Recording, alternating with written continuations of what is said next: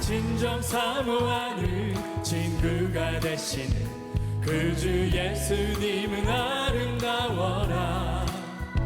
산 밑에 백합하여 빛나는 새벽별 주님 영원할 길 아주 없도다. 내 맘이 아플 적에 그 위로 되시며 나 외로울 때 좋은 친구라.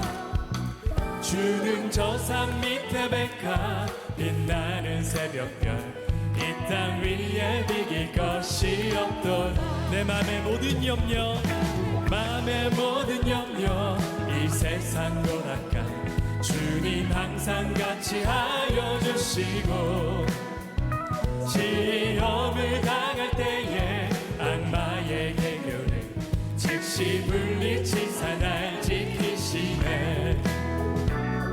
온 세상 날 버려도 주 예수 앞면에 끝까지 나를 돌아보시니 아멘. 주님 주는 저 산 밑에 백합 빛나는 새벽별 이 땅 위에 비길 것이 없도 내 맘을 다하여서 내 맘을 다하여서 주님을 따르면 길이 길이 나를 사랑하리니 물불이 두렵 잡고 장검도 겁없네. 주는 높은 산성 내 방패시 내 영혼 먹이시는 내 영혼 먹이시는 그네 누리고 나 친히 주를 뵙기 원하네. 주는 저 산 밑에 백합 빛나는 새벽별 이 땅 위에 비길 것이 내 맘이 아플 적에 내 맘이 아플 적에 그 위로 되시며 나 외로울 때 좋은 친구라. 주는 저 산 밑에 백합 빛나는 새벽별 이 땅 위에 비길 것이 없도 좋으신 하나님 좋으신 하나님 좋으신 하나님 참 좋으신 나의 하나님. 우리의 기도를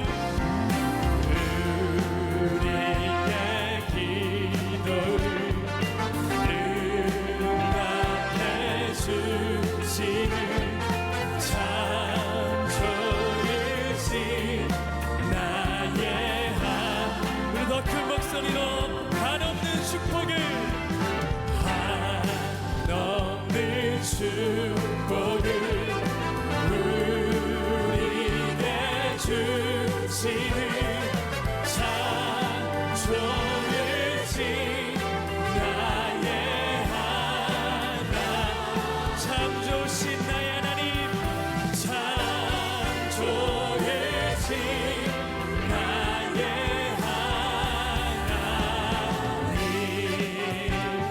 늘 우리에게 좋은 것만 허락하시는 예수 그리스도께 감사의 박수 올리겠습니다. 할렐루야.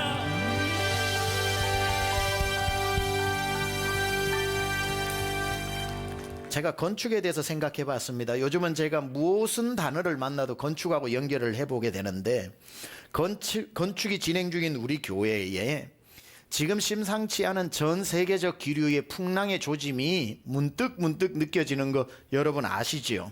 신문만 펼쳐도 예전에는 아무 상관없는 줄 알았는데 이 건축하고 연관이 된 일들이 많습니다. 우크라이나 전쟁 그래서 뭐 했는데 그 다음에 보니까 자재값 골조, 철근, 시멘트 옛날에는 이런 단어 신문에서 쳐다도 안 봤던 저였는데 이제는 이 단어만 나오면 눈이 번쩍 열려가지고 보면은 다 내용이 이렇습니다. 폭등 이렇게 나옵니다.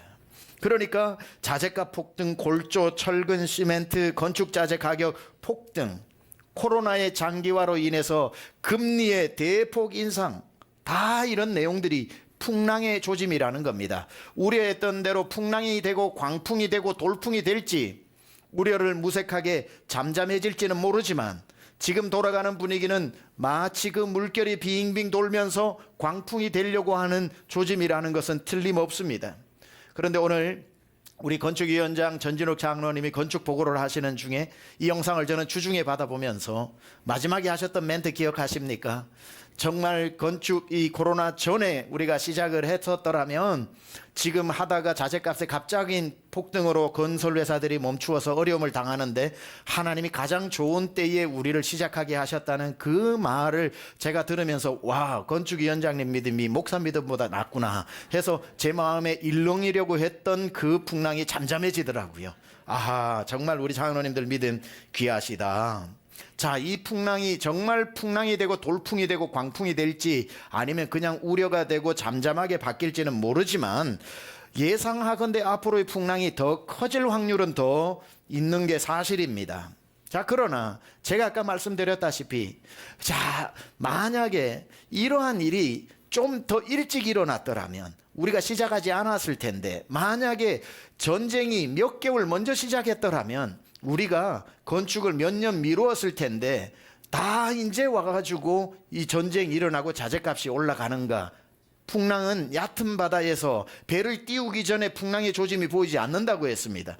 풍랑은 배를 띄우고 한참 가서 갈 수도 올 수도 없는 가장 깊은 곳에서 풍랑이 일기 시작하는데 우리가 어떻습니까? 돌이킬 수 있나요? 없습니다. 우리는 한강을 건너온 사람입니다. 홍해를 건너고 요단강을 건넜듯이 우리는 강남에서 강북으로 와서 이 임시 처소에서 지금 우리는 예배를 드리고 있고 저 아름다운 강남 성전은 다 허물어져 평지가 되었습니다. 루비콘강을 건넜습니다. 철거는 마무리되었고 시공사 선정은 막바지에 놓여 있습니다. 이제는 돌아갈 수 없는 앞으로도 뒤로도 못 가는 상황이라고 이 제자들의 상황과 흡사합니다. 근데 풍랑은 그럴 때 분다고 얘기했죠. 풍랑은 돌아갈 수 없을 때에 하나님께서 그때 풍랑을 일으켜 보시는 겁니다. 왜? 만약에 이 풍랑이 하나님이 일으키셨을 수도 있고 하나님이 일으키시지 않았지만 이 풍랑을 통해서 우리에게 주시고자 하는 메시지도 있을 텐데 왜 우리가 배를 띄우기 전에 그러한 징조를 보여주시지 않고 한참 이곳에 와서 건축이 진행되는 중에 이런 풍랑의 조짐이 보이는가? 하나님은 이렇게 묻고 있는 겁니다. 이래도 할래? 이래도 너희가 할 수 있는 믿음이 있느냐? 이런 상황에서도 나를 믿고 따라오겠느냐? 이런 상황에서도 믿음 흔들리지 않겠느냐? 하나님은 건물이 아닌 우리의 믿음을 먼저 보시는 겁니다. 그래서 이 정도 깊은 바다로 와서 물어보는 겁니다. 후회하냐? 돌아갈래? 어쩔래? 우리의 믿음을 흔들어 보시는 것. 어제 목자 큰 모임 때도 제가 우리 목자분들에게 나누었던 메시지 중에 강도 8로 지진 강도 8을 이기는 건물과 지진 강도 1을 이기는 건물은 지진이 일어나기 전에는 어느 건물인지 아무도 알 수 없습니다. 어느 건물이 얼마의 돈을 들여서 얼마의 강도로 지어졌는지, 어느 건물이 약한지, 저 건물이 모래 위에 세워졌는지 반석 위에 세워졌는지 평안한 날은 아무도 모릅니다. 얕은 물가에서는 아무도 모릅니다.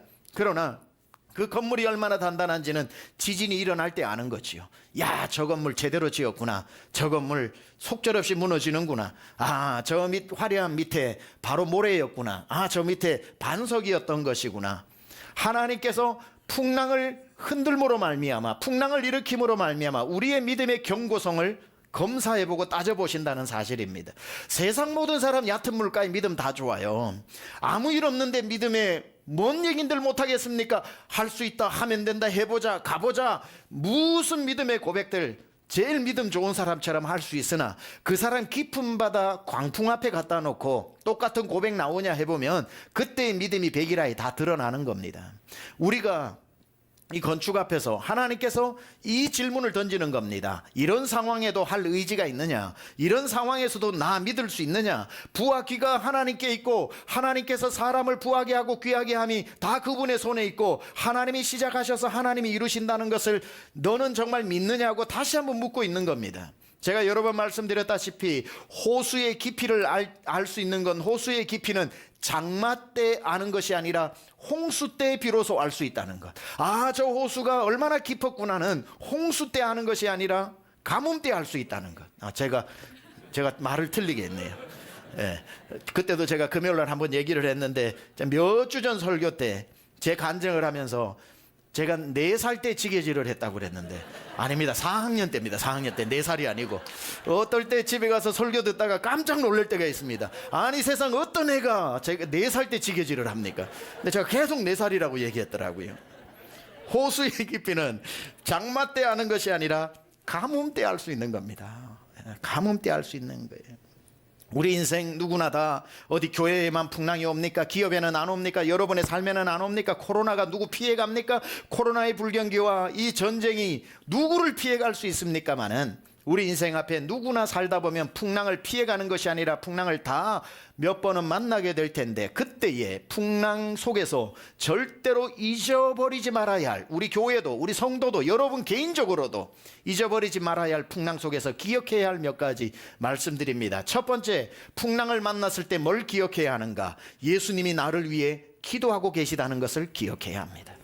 내가 풍랑을 만났지만 나는 풍랑 속에서 괴로워 노를 젓고 있는 것 같지만 그 시간에 주님이 날 위해 기도하고 계신다는 사실을 절대로 잊어버리지 마십시오. 오늘 23절 보니까 무리를 보내신 후에 예수님 뭐 하고 계셔요? 기도하러 따로 산에 올라가시니라. 저물매 거기 혼자 계시더라. 혼자 뭐 하고 계셨어요? 기도하고 계시더라. 제자들은 배를 띄우고 난 뒤에 그 바다의 한복판에서 괴로이 노를 저으면서 야, 예수님 이거 알고 안 따라오셨어. 야, 우리끼리 고생하라고 이곳으로 보내셨어. 예수님은 뭐 하시는 거야? 이 풍랑 앞에 우리 죽게 생겼는데. 괴로이 거스르는 바다와 싸우면서 노를 젓고 있었지만 그들이 몰랐던 한 가지가 있죠. 그러나 오늘 본문은 기록해두고 있죠. 그 시간에 예수님은 기도하고 계셨다. 예수님이 여러분의 삶 가운데 지금 어려운 풍랑을 만나가지고 주님은 내 사업 안 도와주시고 뭐 하시나? 주님은 내가 그렇게 기도했는데 나를 안 돌보시고 뭐 하시나? 주님은 좋을 때만 내 주님이시지 어려울 때는 돌봐주시지도 않고 뭐 하시나? 그런 괴로이 노를 젓는 여러분의 삶에 오늘 절대로 잊어버리지 마시라는 겁니다. 뭘 잊어버리지 말아요? 절대로 여러분 혼자 노젓는 게 아니라 그때 주님이 기도하고 계신다는 것.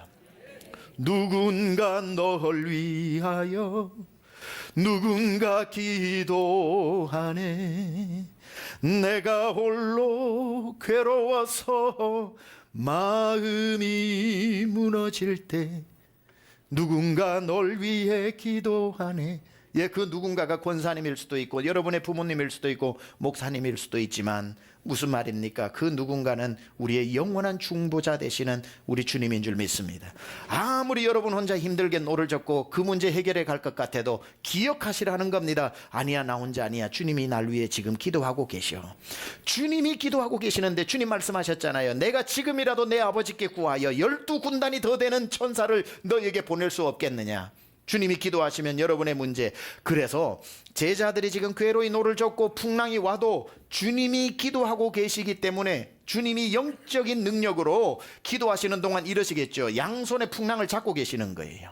내가 제자들 지금 시험하는 거니까 풍랑 너 나 제자들 죽이면 안 돼. 주님 기도하면서 풍랑을 딱 붙잡고 여기까지, 더 건드리지 마. 풍랑 여기까지. 제자들이 볼 때는 예수님의 손이 보이지 않으니까 풍랑이 배 안으로 들어와 죽게 된 것 같아도 주님의 손이 그 풍랑을 딱 잡고 계시는 겁니다. 모세가 산 위에 올라가서 양손을 올리고 기도했을 때 아말렉 전쟁에서 이겼던 것처럼 주님이 이 산 위에서 홀로 남아 기도하고 계시는 순간에 괴로이 혼자 노를 젓고 있는 것 같아도 기도하는 주님의 손이 그 풍랑을 이리 잡고 이리 잡아 막고 계시다는 사실 절대로 잊어버리지 마시기 바랍니다. 풍랑을 만났을 때 우리가 기억해야 될 두 번째는 뭔가? 예수님이 기도만 하시는 것이 아니라 내게로 오고 계신다는 사실을 기억하시기 바랍니다. 예수님은 우리를 찾아오시는데 물론 임마누엘이시니까 항상 우리와 함께 있지만 특별히 우리 삶에 찾아오실 때는 우리가 얕은 물가에 있을 때 찾아오시는 것이 아니라 깊은 물에 빠졌을 때 주님은 찾아오십니다.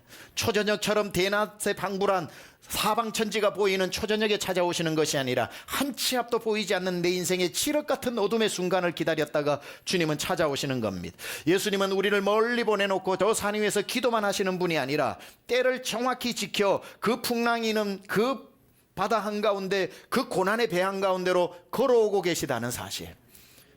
여러분 지금 힘든 분들 계시죠? 오늘 이 시간에 설교 들으면서 영적인 귀를 한번 열어보세요. 가만 한번 들어보세요. 무슨 소리가 들리는데 무슨 소리가 들리냐면 여러분에게 바삐 오고 계시는 주님의 발자국 소리가 들릴 겁니다. 주님은 우리를 고아와 같이 버려두지 아니하시고 멀리서 기도만 하시는 분이 아니라 주님은 우리의 삶의 현장에 오고 계시는 분이십니다. 잘 나갈 때 오는 것이 아니라, 내가 주님 없이도 살만할 때 오시는 것이 아니라, 내 힘으로 안 될 때, 내가 아무것도 할 수 없을 때, 내 인생의 밤을 만났을 때, 괴로이 노를 저으나 한치 앞으로 나가지도 않을 때에, 이제 내 몸에 힘이 다 빠졌을 때에 주님은 내게로 그때 맞추어 찾아오셔서 손 내밀어 날 구원해 주시는 겁니다. 주님의 때가 있는 거죠. 주님이 오고 있습니다. 안 오는 줄 알았는데 오고 계셨어요. 요한복음 2장에 보면 가나의 혼인잔치가 열렸는데, 혼인잔치 첫째 날 예수님이 오셔가지고 포도주를 붓고 주인공처럼 그 잔치를 즐기신 것이 아니라, 주님은 오고 계셨지만 사흘째 되던 날에 맞추어서 오고 계셨습니다. 사흘째 날이 어떤 날입니까? 그 화려하던 그 결혼식이 초상집으로 바뀔 것 같은 포도주가 다 떨어져 버린, 이제는 초상집 같은 그 잔치집 시간에 삐그덕하고 그 살인문이 열리는 소리가 나고, 그 마당으로 예수님이 들어오셨을 때 물이 포도주가 되면서 그 잔치가 잔치로 이어지는 것처럼, 주님은 정확한 때, 바다의 한가운데 가장 절망적인 순간, 가장 기쁨이 절망으로 바뀌는 그 정점에 찾아오시더라는 겁니다. 나사로가 죽었을 때도 첫날 찾아오시는 것이 아니라 주님은 의도적으로 늦추어 사흘 되던 때에 찾아오셔서, 완전히 그가 죽었고 슬픔이 그들을 압도하고 있을 때에, 그때 주님 시간 맞추어서 그 마당문을 열고 들어와 나사로야 나오너라 말씀하시니 죽었던 나사로가 살아나는 겁니다. 주님은 절대로 여러분을 잊어버린 것이 아니라, 이 정도 되면 안 오시는 거야, 이 정도 힘들어졌는데 주님이 도와주실 리가 있어, 도와주려면 일찍 도와줬지. 물가가 아니라 가장 깊은 물가에 있을 때, 풍랑이 도저히 내가 내 힘으로 이길 수 없을 때, 주님은 그 술이나 떨어진 한복판에 그 밤 사경이 된 그 깊은 시간에 주님은 반드시 여러분을 향해 오고 계신다는 사실 기억하시기 바랍니다.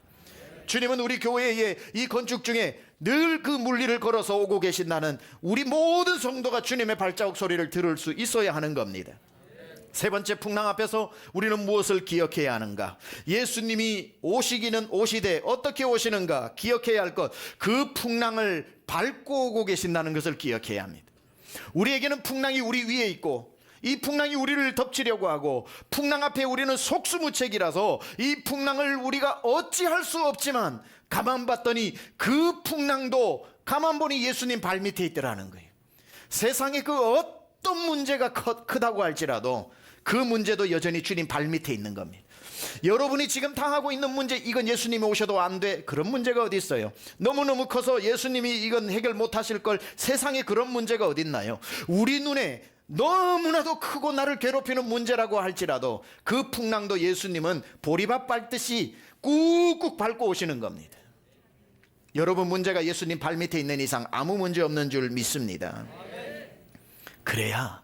그래야 여러분이 풍랑을 만나도 두려워하지 않는 겁니다. 아, 풍랑 두려운데 가만 보니 풍랑 예수님 발밑에 있네, 괜찮은 거야. 예수님이 이 풍랑도 꾹꾹 밟고 오시는 거야. 그렇게 오시고 난 뒤에 주님이 우리에게 하시는 말씀이 뭡니까? 이 말씀을 절대로 잊어버리지 마시라는 겁니다. 오셔서 뭐라고 그랬어요?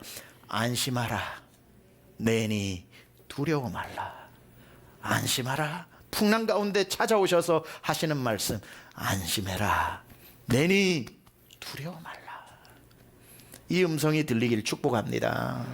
또 우리가 기억해야 할 것이 뭔가 보니까, 예수님의 말씀은 반드시 이루어진다는 것을 기억해야 합니다. 예수님의 말씀, 예수님이 한번 하라 그랬으면 되게 돼 있는 거고, 예수님이 아니라 그러면 아무리 기를써도 안 되는 것이고, 예수님이 우리에게 건축을 하라 하셨으면 누가 방해를 해도 되는 것이고, 예수님이 안 돼 하면 천하의 조건을 다 갖춰도 안 되는 것이고, 여러분이 사업을 모든 조건을 가지고, 은행 융자를 가지고, 투자자를 다 해도 주님 안 돼 하면 안 되는 것이고, 세상 열악하기 짝이 없어도 주님 해라고 하시면 무조건 되는 것입니다. 주님의 약속과 명령과 말씀이 가장 중요한 겁니다. 오늘 이 제자들이 풍랑을 만나고 난 뒤에 이 풍랑이 너무 무서워서 뭘 잊어버렸냐면 주님의 말씀을 잊어버린 겁니다. 무슨 말씀이냐면, 성경을 보세요. 초저녁에 예수님께서 무리를 보내시면서 제자들에게 하셨던 말씀을 기억해야 되는데 기억을 못한 거예요. 주님이 제자들을 보내면서 하신 말씀이 뭐죠? 호수 건너편으로 건너가라 말씀하셨거든요. 호수 건너편으로 네가 할 수 있으면 한번 건너가봐 라고 하신 게 아니라 명령하셨다고요. 호수 건너편으로 건너가라. 이것은 완료형입니다. 예수님 입에서 떨어지는 순간, 예언자적 완료형인 겁니다. 따라서 예수님도 모르지만 야 나는 무리를 보내야 되니까 너네들 힘을 다해가지고 일단 호수 건너편으로 갈 수 있다면 한번 가봐 라고 하신 게 아니라 예수님이 말씀 떨어지는 호수 건너편으로 건너가라고 그 입에서 떨어지면 그 말은 어떤 풍랑이 막아도 건너가게 되는 줄 믿습니다. 이게 말씀의 능력이라는 거예요. 예수님은 로고스, 하나님의 말씀 아닙니까? 말씀이 육신이 되어 오셨고 그 말씀이 창세기 1장에 천지를 창조하던 그 말씀입니다. 아무것도 없는 흑암에서 빛이 있으라 한마디에 빛이 생기고 새가 나르라 하면 새가 나르고 궁창이 있으라 한마디에 저 아름다운 하늘이 펼쳐지는 그분이 호수 건너편으로 건너가라 하면 그 배는 가게 되어 있는 겁니다. 이게 하나님의 말씀의 능력이라는 거죠. 제자들은 풍랑을 만나고 나니까 초저녁에 하셨던 말씀을 잊어버린 겁니다. 자기들이 가야 한다고 생각한 거예요. 그 중에 한 명이라도 정신 차리고 야야야 우리가 잊어버렸다, 뭐 주님이 아까 말씀하셨잖아, 뭐 호수 건너편으로 가라고 하셨잖아, 그게 그럼 가는 거야 라고 얘기해 줬어야죠. 여러분이 무슨 일을 시작을 할 때, 광풍을 만났을 때 이런 의문이 듭니다. 일 잘못 시작한 거 아니야? 야 이거 여기서 멈춰야 되는 거 아니야? 야 이거 내가 실수하고 있는 거 아니야? 그랬을 때의 광풍 때문에 여러분의 문제를 이렇게 저렇게 해석하면 안 되는 겁니다. 광풍 가지고 여러분의 문제를 해석하면 안 되고 그때는 약속의 말씀 가지고 해석해야 되는 거예요. 광풍 때문에 포기하는 것이 아니라 만약에 그때 한 번쯤 생각해 볼 것 같으면 야 광풍 때문에 힘들겠는데 하지 말고 정말 주님이 이 일을 내게 맡기셨나? 주님이 정말 이 국가시험을 보라 그랬나? 주님이 진짜 이 사업을 시작하라고 그러셨나? 진짜 주님이 우리 교회 건축을 하라고 하셨나? 주님의 약속을 돌아봐야지 광풍 가지고 할까 말까를 생각하면 안 되는 거예요. 시험을 10,000번을 떨어져도 주님이 그날 나에게 아무리 생각해도 말씀으로, 묵상으로, 큐티로, 설교로 여러 번 하나님이 내 마음에 확신을 주셨다면 약속의 말씀 가지고 나가야 하는 것이고, 돌아봤는데 이건 남들이 다 가니까 그냥 따라간 거라면 아무리 좋은 거라도 약속이 없었으면 광풍이 아니라 거기서 멈춰야 하는 거지요. 저도 이민교회에서 목회를 오래 하면서 수많은 힘든 일 당하면서 하나님 날 목사로 부르셨나, 목회 그만둘까 그러하고 싶은 날들이 한둘이었겠습니까마는 그럴 때마다 문제 때문에 제 소명을 점검하지 않았습니다. 고등학교 2학년 때에 울산 침례교회 반지하 그 지하실로 창문으로 내리 들어오던 그 찬란한 소명의 아침 햇살, 이사야 6장으로 아들아 이 길을 내가 기뻐하노라, 사관학교 가려고 기도하러 갔다가 주의 종으로 부르시면서 두 번 제 귀에 말씀하셨던 아들아 이 길을 내가 기뻐하노라, 아들아 이 길을 내가 기뻐하노라, 그때 부르신 그날부터 부르심을 한 번도 의심해 본 적이 없기 때문에 광풍이 아무리 불어도 잘못된 거 아니야? 내가 목사 잘못한 거 아니야가 아니라 약속의 말씀을 다시 기억하니까 이기겠더라고요. 그래서 이 제자들이 가다가 광풍 만나가지고 야 여기서 죽는 거 아니야, 못 가는 거 아니야, 광풍 가지고 가냐 못 가냐 해석하지 말고 그 초저녁에 말씀하셨던 호수 건너편으로 가라 라고 하는 말씀을 기억하면 풍랑 앞에서도 풍랑이 힘들지라도 야야 걱정하지 마 가게 돼 있어 라고 말할 수 있어야 한다는 거죠. 이거 약속을 믿는 사람입니다. 정말 우리의 삶에 이 건축 가운데 어떤 어려움이 있어도, 어려움이 있겠죠. 없는 일이 어디 있습니까? 어려움이 있고 풍랑이 있고 생각보다 풍랑이 크다고 할 때에 풍랑 때문에 됩니다 안 됩니다 할 게 아니라 우리가 함께 생각해야 될 것은 이 일이 정말 주님으로부터 시작된 일인가, 주님이 우리에게 하라고 하셨으면 아무리 어려워도 가는 거고, 아무리 어려워도 주님이 명령하셨으면 주님이 이루시는 거지요. 지난 부임하기 전에 10년 동안 우리 교회가 기도해왔고 우리 성도님들이 힘을 다해 10년 동안 헌금을 해오고 한마음으로 기도해왔던 이 기도가 어떻게 사람으로 말미암을 수 있고, 제가 사람이었다면 아우 나는 안 합니다 했겠죠. 이 어려운 일을 왜 하겠습니까? 주님 앞에 물어 기도하였더니 이것이 우리 공동체에게 주신 하나님의 큰 명령이었고, 하나님이 명령하실 때 순종하면 하나님이 부기가 그분의 손에 있으니 하나님께서 사람을 강하게 하신가 귀하게 하심이 다 그분 손에 있다고 주님 말씀하셨으니 순종하고 나가는 것, 약속을 기억하는 것이 중요하다는 겁니다. 무슨 일을 만나도 마찬가지예요. 여러분의 삶이 힘들어졌다고 그 상황 보고 할까 말까가 아니라 주님이 내 이 일을 시작할 때 말씀하신 그때를 돌아보고 하나님이 나에게 주신 응답이 있어. 내가 그냥 시작한 일이 아니잖아. 그 말씀과 약속을 붙잡고 나아가야 풍랑 가운데서도 목적지까지 가게 되는 줄 믿습니다. 인생의 풍랑을 만나서 어려움이 있고 괴로이 노를 저을 때 네 가지를 기억하라고 했습니다. 첫째, 내가 힘들게 노를 젓고 있어도 혼자가 아니다. 주님이 날 위해 기도하고 계신다. 두 번째, 기도만 하시는 것이 아니라 그분이 내게로 걸어오고 계신다. 걸어오실 뿐 아니라 그분은 내가 가진 문제를 밟고 오고 계신다. 그리고 그뿐 아니라 주님이 가라 명령하셨으면 입에는 반드시 바다 건너편으로 가게 되어 있다. 자, 이 말씀 앞에서 나머지 11 제자들은 배 안에서 막 떨고 있었는데 그 주님의 명령 앞에 물리를 걸었던 한 사람, 베드로의 이야기를 좀 더 할까 합니다. 여러분, 우리는 이 이야기를 할 때 베드로의 실패를 자꾸 이야기를 해요. 베드로가 실패했다고 하는 것은 그 전에 큰 전제가 있어요. 시도를 했다는 겁니다. 그러니까 이 이야기는 베드로가 의심해서 물에 빠졌던 데 초점을 1차적으로 맞추기보다는 베드로가 물리를 걸었다는 위대한 믿음에 우리는 먼저 점수를 줘야 합니다. 이 중에 누가 물리를 5걸음이라도 걸어봤습니까? 이 베드로가 10걸음을 걸었는지 100걸음을 걸었는지는 몰라도 인류 역사상 예수님 외에 물리를 걸은 유일한 인간입니다. 이 믿음이 적은 믿음입니까? 이 믿음이 하찮은 믿음입니까? 이 중에 누가 물리를 걸을 만한 믿음이 있습니까? 그렇다면 누가 물리를 걸을 수 있는 믿음을 가집니까? 왜 베드로는 11 제자가 못 걸었던 그 물리를 베드로는 걸을 수 있었을까? 11 제자가 보는 눈과 베드로가 보는 눈이 달랐기 때문에. 저는 오늘 여러분이 물리를 걷는 믿음을 가지기 위해 베드로가 보았던 걸 보기를 원하는데, 첫 번째 베드로가 무엇을 보았느냐? 풍랑 가운데 풍랑 보지 않고 예수님 보았다는 겁니다. 문제가 일어나면 우리는 문제를 봐요. 그러나 문제보다 크신 주님을 잘 못 봐요. 11 제자는 다 풍랑을 보고 무서워 소리 지르고 있고, 예수님이 저 멀리 풍랑을 가르고 오고 있는데도 불구하고 11 제자는 유령이다 이러고 있습니다. 예수님을 보는 눈이 없는 겁니다.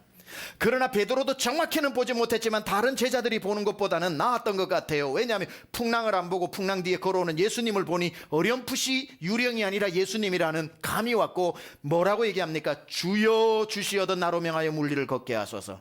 베드로는 풍랑을 보지 않고 풍랑 뒤에 서 계신 예수님을 봤다는 사실. 여러분이 물리를 걷는 믿음, 어떠한 풍랑이 와도 풍랑을 이길 수 있는 믿음은 그 풍랑을 묵상하지 말고, 그 풍랑에 여러분이 압도되지 말고, 그 풍랑 뒤에 풍랑보다 크게 서 계신 주님을 보는 눈이 흐려지지 않기를 축원합니다. 무엇을 보느냐에 따라서 풍랑을 이기는 믿음일 수도 있고 풍랑에게 지는 믿음이 될 수도 있는데, 믿음은 시력, 포커스 차이입니다. 스데반에게 돌이 날아왔습니다. 어느 사람이 돌이 안 무섭겠어요? 돌이 날아오는데 돌만 쳐다봤더라면 무서워가지고 순교가 아니라 배교를 했겠지요. 그런데 스데반은 죽을 때의 성경의 기록에 의하면 그의 얼굴이 천사의 얼굴과 같았고 죽은 것이 아니라 잠들었다고 이야기하는데, 가장 영광스러운 배교가 아닌 순교를 할 수 있었던 이유를 가만 보다 보니까 그가 역시 보는데 차이가 있더라고요. 보통 사람은 돌을 봐서 아이고 미안해요, 그 예수 안 믿으면 되지 했는데, 그는 그 돌 앞에서도 어떻게 순교를 할 수 있었던가 보니까 그가 돌을 보지 않고 눈을 들어 보좌의 우편에 서 계신 예수님을 봤다 그랬습니다. 예수님을 보고 예수님이 나를 쳐다보시면서 응원하고 계시니까 돌을 보지 않고 5도만 시각을 높여 보좌 우편에 계신 주님을 봤더니 천사의 얼굴처럼 죽음 앞에서도 그렇게 아름다운 순교의 제물이 될 수 있었던 것. 무엇을 보느냐가 이토록 중요한 겁니다. 태산 같은 문제가 있나요? 성경에 보면 태산 같은 문제를 만난 시편 기자가 나옵니다. 태산 같은 문제 앞에 이렇게 얘기합니다. 내가 산을 향하여 눈을 들리라. 물론 그 산이 나의 보호막이고 나의 공급자가 될 수도 있다는 해석이 있을 수 있지만, 조금 다르게 해석해 볼 것 같으면 내 앞에 태산 같은 문제가 있을 때 아이쿠야 이 산을 어떻게 하랴, 이 산을 어떻게 하랴 라고 하지 않고, 그 사람이 뭐라고 얘기합니까? 내가 산을 향하여 눈을 들리라. 나의 도움이 어디서 올꼬 하다가 5도만 더 높여서 봤더니만 답이 나오는 거예요. 나의 도움이 천지를 지으신 여호와에게 서로다. 아하, 저 산이 아니라 저 산을 만드신 하나님이 계시는구나. 산보다 높은 하나님이 계시는구나. 산을 보니 태산 같은 걱정을 떠안고 살았는데 태산보다 크신 주님을 보니 주님의 능력이 내게 임하는데, 아하, 산을 보다가 5도만, 그래서 여러분 이제 일주일 동안 5도만 높이세요. 문제보다 5도만 위로 보세요. 웃고 계시는 주님이 계실 겁니다. 이 시편 기자가 산을 향하여 눈을 들다가 5도를 높여서 아니야 산이 아니야 천지를 지으신 여호와가 보이고 나는데, 천지를 지으신 여호와께서 뭐 하시나 봤더니만 희한하게도 이렇게 나옵니다. 그가 졸지도 주무시지도 아니하시고 이스라엘을 지키시는 자는 졸지도 주무시지도 않고 나를 실족지 않게 하시는 것. 그 주님이 여러분의 눈에 보이면 풍랑이 뭐가 무섭겠습니까? 그리고 베드로는 이 풍랑 가운데서 풍랑을 보지 않고 예수님을 봤다고 그랬고요. 그가 왜 물리를 걸을 수 있었던가? 두 번째 이유는 그는 배 안에서 예수님을 기다리지 않고 배 밖으로 예수님께로 갔던 믿음이 있었기 때문에. 여러분, 기다리는 믿음도 적은 믿음은 아닙니다만은 기다리지만 말고 주님께로 더 가까이 나아가는 믿음의 발걸음이 있어야 하는 줄 믿습니다. 11제자는 너무 힘들고 무섭다 보니까 배 안에서 예수님을 기다렸습니다. 그럼 물리를 못 걷는 거지요.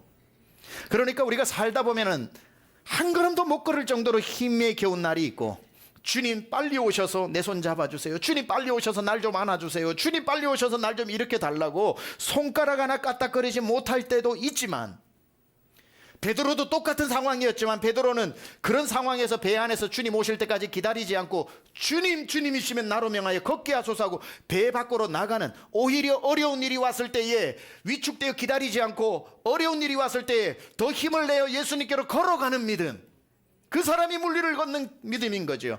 역설적이게 이렇게 표현할 수 있습니다. 기도할 힘이 하나도 없을 때 한 번 더 힘을 내어 기도하는 것, 이게 기다리지 않고 주님께로 더 가까이 나가는 것. 아무리 생각해도 찬송할 이유가 없고 찬송할 조건이 안 되고 환경이 안 될 때 오히려 한 번 더 찬송하는 것, 배 밖으로 나가는 믿음이라는 거예요. 주시면 섬기는 사람 있는가 하면 주실 줄로 믿고 지금부터 섬기는 사람, 배 안에서 기다리는 사람이 아니라 배 밖으로 걸어 나가는 사람, 다 다른 겁니다.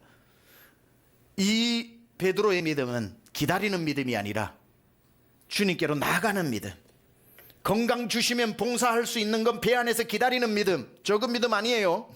배 안에서 건강 주시면 섬길게요, 기다리는 믿음. 배 밖으로 나가는 믿음은 건강 주실 줄 믿고, 아니 건강 주신 줄 믿고, 주실 줄이 아니라 주신 줄 믿고 배 밖으로 나가 섬기는 사람, 물리를 걷는 사람.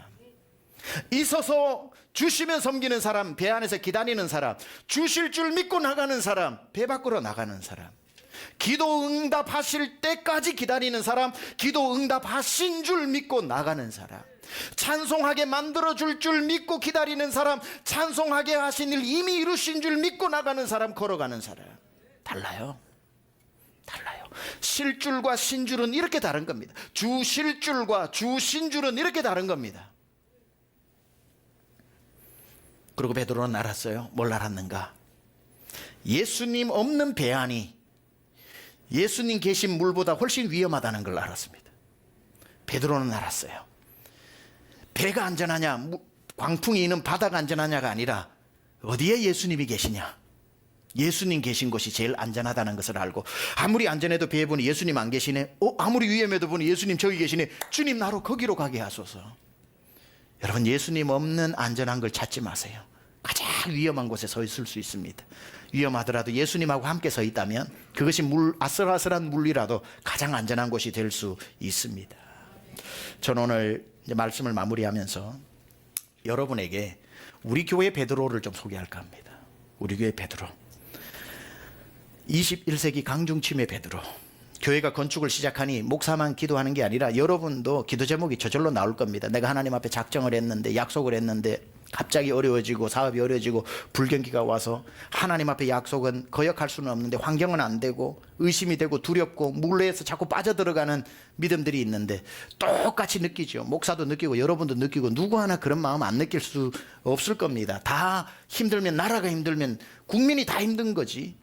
무슨 교회만 힘들고 성도는 안 힘들겠습니까? 똑같이 힘들겠죠. 그래서 다 마음이 위축되고, 마음을 바꿀까? 안 되는 거 아니야? 야, 내가 너무 과했나? 생각 중에 우리의 믿음을 정말 부끄럽게 할 만한 물리를 걸어버리는 사람들이 있더라고요.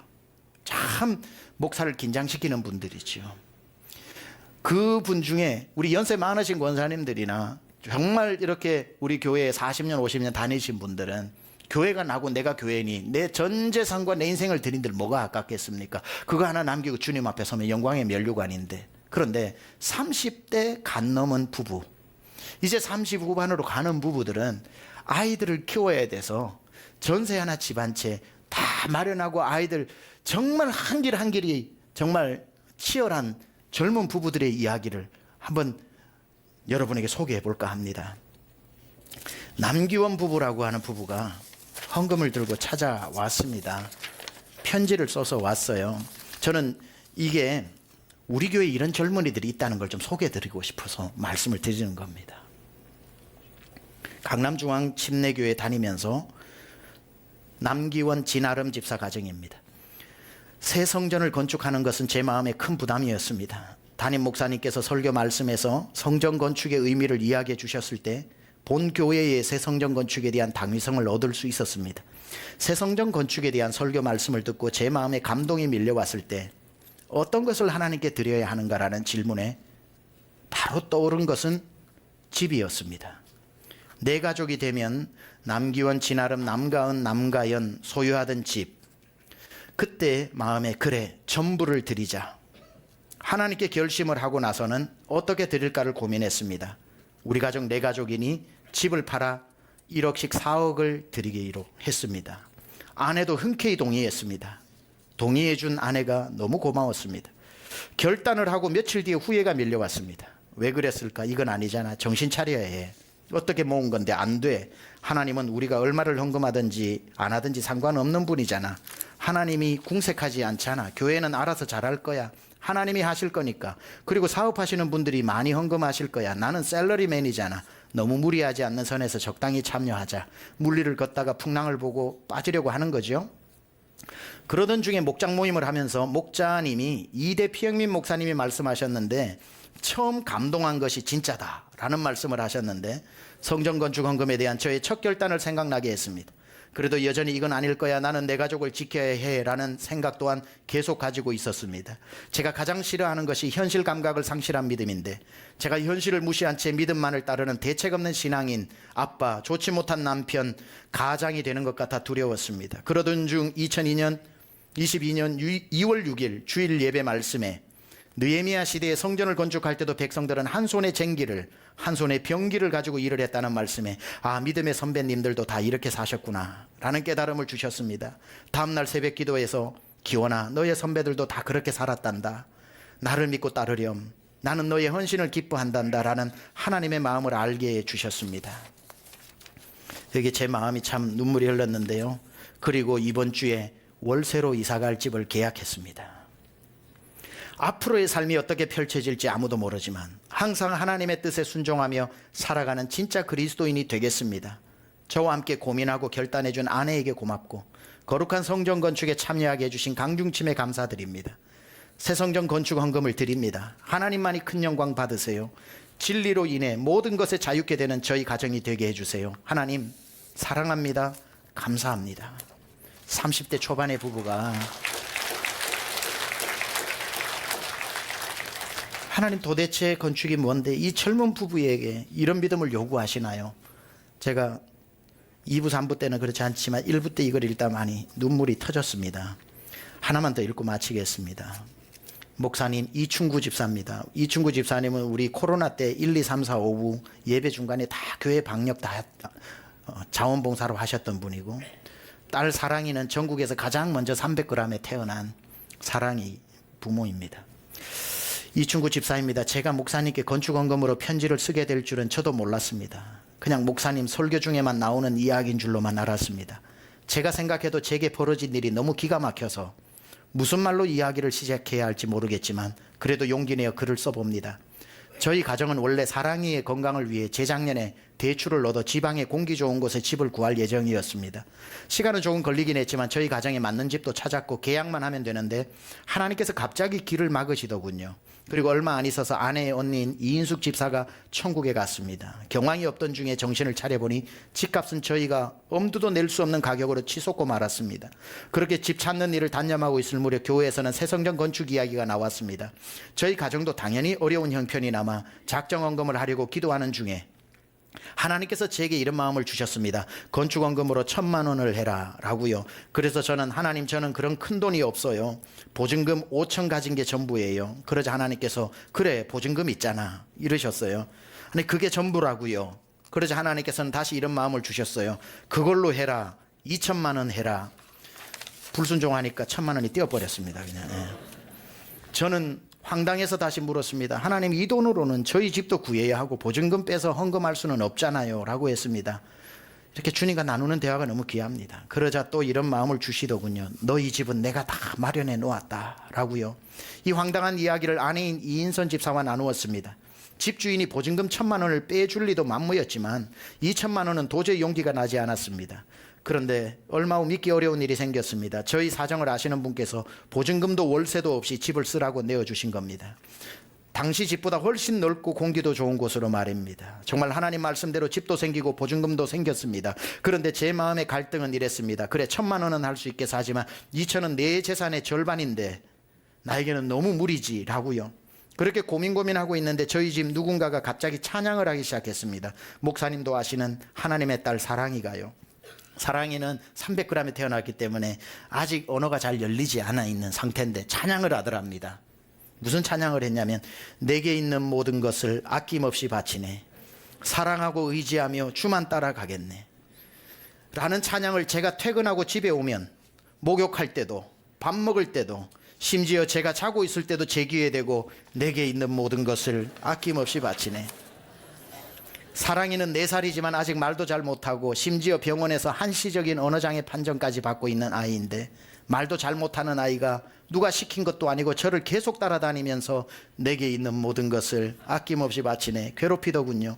정말 힘든 시간이었습니다.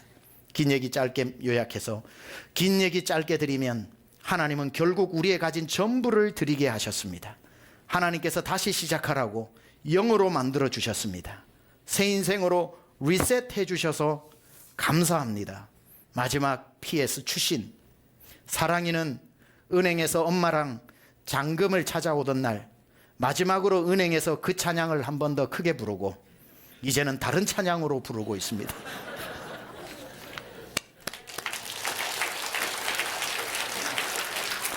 저는 이 간증을 그날 우리 앞에 있는 간증을 우리 실행위원회 장로님들 앞에서 잠시 간증으로 나누었습니다. 마친 다음에 실행위원 마치면서 우리 기도합시다 했는데 기도를 시작하자 우리 장로님들이 우십니다. 울면서 기도하는 내용을 들어보니 이렇게 기도합니다. 하나님, 우리 장로들을 부끄럽게 하는 젊은이의 믿음이 너무 귀합니다. 하나님, 우리들이 저들을 부끄럽게 하지 않는 믿음으로 살아내게 하여 주옵소서. 그 기도가 얼마나 귀한지. 장로님들의 믿음이 적습니까? 크죠. 근데도 하나님, 우리를 부끄럽게 하는 젊은이들의 믿음이 너무 귀합니다. 저들에게 부끄럽지 않는 믿음을 살아내게 하소서. 저도 장로님들도 훌쩍이면서 그 기도를 울면서 드렸습니다. 우리 교회 정말 멋진 교회입니다. 왜냐하면 장로님들이 은혜 받아 울면서 실행위원회 하는 교회입니다. 이제 이 부부들은 물리를 걷기 시작했습니다. 제 다리가 사시나무 떨리듯이 떨립니다. 하나님, 물리를 걷습니다. 빠지지 않게 하여 주시고 저들 물리를 걸어서 강 건너까지 무사히 가게 해달라고 제가 기도가 시작되었습니다. 배 안에 있었더라면 아무 일도 없었겠지만 물리를 걷는 것 때문에 참 힘든 싸움을 시작했겠지만 이들이 앞으로 남길 우리 강중치만의 역사는 얼마나 귀한 간증이 될지.